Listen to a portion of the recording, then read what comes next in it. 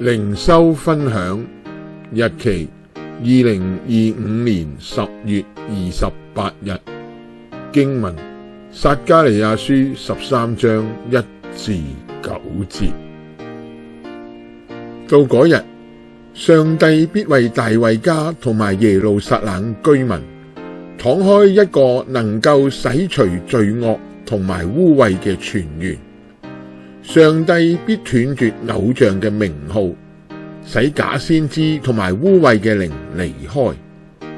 刀劍如果攻擊牧人，羊群就分散，但係上帝會留下其中嘅1/3，使佢哋經過煎熬後，成為自己嘅百姓。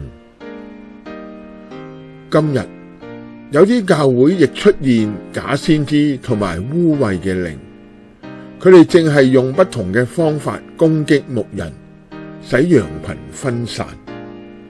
難道上帝只會留下教會內其中嘅1/3嘅會友，成為佢自己嘅百姓？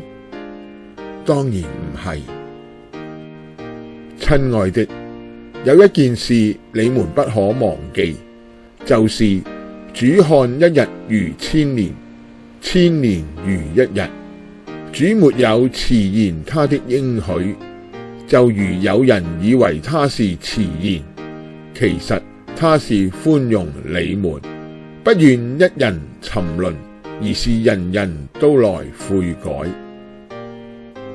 彼得後書3章8至9節。阿們。